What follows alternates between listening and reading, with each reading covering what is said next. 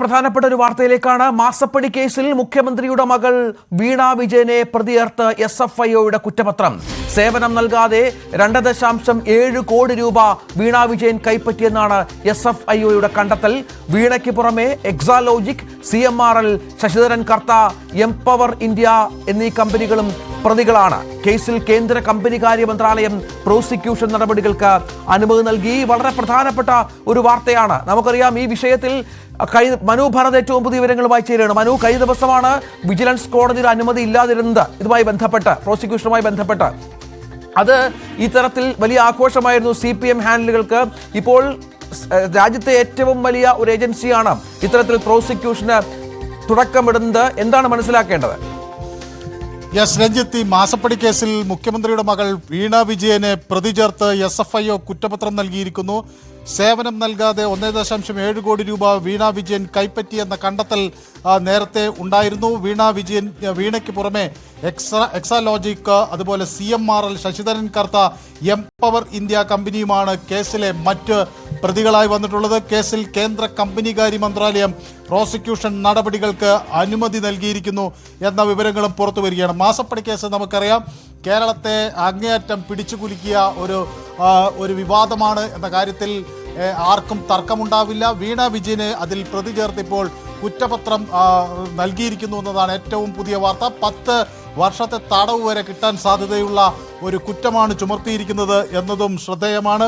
മാസപ്പടി കേസിൽ മുഖ്യമന്ത്രി പിണറായി വിജയന്റെ മകൾ വീണ വിജയനെ പ്രതി ചേർത്ത് സീരിയസ് ഫ്രോഡ് ഇൻവെസ്റ്റിഗേഷൻ ഓഫീസ് കുറ്റപത്രം നൽകുമ്പോൾ അത് കേരളത്തിൽ വലിയ രാഷ്ട്രീയ പ്രത്യാഘാതങ്ങൾക്ക് വഴിവെക്കും എന്നുകൂടി മനസ്സിലാക്കണം. എക്സാലോജിക്കും ശശിധരൻ കർത്തയും CMRലും സഹോദര സ്ഥാപനവും പ്രതികളാണ് എന്നതുകൂടി ഇവിടെ ശ്രദ്ധേയമാണ്. സേവനം ഒന്നും നൽകാതെ വീണ വിജയൻ 2.7 കോടി രൂപ കൈപ്പറ്റി എന്ന് SFIO കണ്ടെത്തിയിരിക്കുന്നു. ഈ കണ്ടെത്തലിന്റെ അടിസ്ഥാനത്തിലാണ് കുറ്റപത്രം. പ്രോസിക്യൂഷൻ നടപടികൾക്കാണ് കേന്ദ്ര കമ്പനികാര്യ മന്ത്രാലയം ഇപ്പോൾ അനുമതി നൽകിയിരിക്കുന്നത്. പ്രതികൾക്കെതിരെ 10 വർഷം വരെ തടവ് ശിക്ഷ ലഭിക്കാവുന്ന വകുപ്പുകളാണ് ഇപ്പോൾ ചുമത്തിയിരിക്കുന്നത് എന്നതുകൂടി ഇവിടെ വളരെ അടിവരയിട്ട് പരിശോധിക്കേണ്ടതാണ്. മുഖ്യമന്ത്രിയുടെ മകൾ വീണ, അതുപോലെ CMRL MD Sasidharan Kartha, CMRL CGM finance P Suresh Kumar അടക്കമുള്ളവർക്കെതിരെ പ്രോസിക്യൂഷൻ അനുമതി നൽകിയിരിക്കുന്നു. കമ്പനികാര്യ മന്ത്രാലയമാണ് SFIOക്ക് ഇത് സംബന്ധിച്ച അനുമതി നൽകിയിട്ടുള്ളത്. CMRL എക്സാലോജിക് ഇടപാടിൽ ക്രമക്കേട് കണ്ടെത്തിയുള്ള SFIOയുടെ അന്വേഷണ റിപ്പോർട്ടിലാണ് പ്രോസിക്യൂഷൻ അനുമതി നൽകിയിട്ടുള്ളത്. SFIOയുടെ ചാർജ് ഷീറ്റിൽ ഗുരുതര വകുപ്പുകൾ ചുമത്തിയിരിക്കുന്നു എന്നതും ഇവിടെ ശ്രദ്ധേയമാണ്.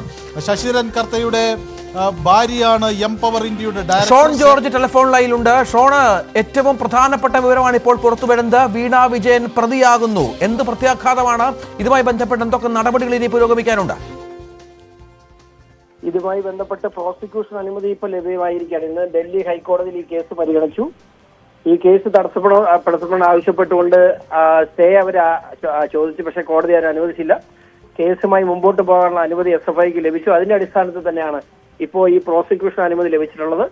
ഇനി ഇതിന്റെ കംപ്ലൈന്റ് അതിന്റെ കൺസേൺഡ് കോർട്ടിൽ, എനിക്ക് തോന്നുന്നത് സ്പെഷ്യൽ കോർട്ടിൽ ഫയൽ ചെയ്ത് കഴിഞ്ഞാൽ അറസ്റ്റ് ഉൾപ്പെടെയുള്ള കാര്യങ്ങളിലേക്ക് കടക്കാൻ ഇനി SFIക്ക് തടസ്സങ്ങളില്ല. അതായത് 10 വർഷം വരെ തടവ് ലഭിക്കാവുന്ന കുറ്റം, അതിലാണ് നമ്മുടെ സംസ്ഥാനത്തെ മുഖ്യമന്ത്രിയുടെ മകൾ പ്രതിയായിരിക്കുന്നത്. ഒപ്പം നമുക്കറിയാം, കർത്തയടക്കമുള്ളവർ പ്രതിയാണ്. എക്സാലോജിക്കിനെതിരെയും ഇതുമായി ബന്ധപ്പെട്ട് പ്രതി ചേർത്തിട്ടുണ്ട്. അങ്ങനെ പോകുമ്പോൾ ഇത് ഇനിയും മറ്റെന്തെങ്കിലും സാധ്യതകൾ ഈ പ്രതികൾക്ക് മുന്നിലുണ്ടോ ഷോൺ? ഇതിനകത്ത് മുഖ്യമന്ത്രിയുടെ മകളല്ല, മുഖ്യമന്ത്രി തന്നെയാണ് പ്രതി. ആ റിപ്പോർട്ട് ഇന്ററം സെറ്റിൽമെന്റ് ബോർഡിന്റെ ഉത്തരവ് വായിച്ചാൽ മനസ്സിലാവും. ഈ പണം കൈപ്പറ്റിയിട്ടുള്ളത് a prominent person related to Exalogy company. A prominent person, a prominent political person related to Exalogy company എന്ന് പറയുന്ന മുഖ്യമന്ത്രി മാത്രമേ ഉള്ളൂ. കാരണം അന്ന് റിയാസ് ഇല്ല. അപ്പൊ മുഖ്യമന്ത്രിയാണ് യഥാർത്ഥത്തിൽ പ്രതിയായിട്ടുള്ളത്. ഇതിന് കൂടുതൽ അന്വേഷണത്തിൽ മുഖ്യമന്ത്രി ഉൾപ്പെടെയുള്ള ആളുകളെ പ്രതി ചേർക്കും.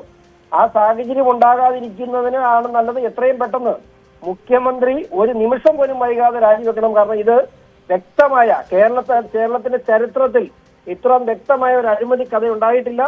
മുഖ്യമന്ത്രി എത്രയും പെട്ടെന്ന് രാജിവെച്ച് സ്ഥാനമൊഴിഞ്ഞ് അന്വേഷണത്തെ നേരിടാൻ തയ്യാറാകണം. തീർച്ചയായും ഷോൺ ജോർജാണ് ഇതിൽ നിയമ നടപടികളുമായി മുന്നോട്ട് പോയത്. മനു ഭരത് വിവരങ്ങൾ പങ്കുവച്ചു. 2.7 കോടി രൂപ കൈപ്പറ്റി എന്നുള്ളതാണ് മുഖ്യമന്ത്രിയുടെ മകൾ വീണ വിജയനെതിരെയുള്ള കേസ് ഇതിൽ പ്രതി ചേർത്ത് കുറ്റപത്രം സമർപ്പിച്ച പശ്ചാത്തലമുണ്ട്. ഇതിന്റെ രേഖകളടക്കം പുറത്തു വന്ന സാഹചര്യം കൂടിയുണ്ട്. ഏതായാലും വലിയ പ്രത്യാഘാതം ഇതുമായി ബന്ധപ്പെട്ട് ഇപ്പോൾ വീണ വിജയനും മുഖ്യമന്ത്രി പിണറായി വിജയനും നേരിടേണ്ടി വരുമെന്ന കാര്യത്തിൽ സംശയമില്ല.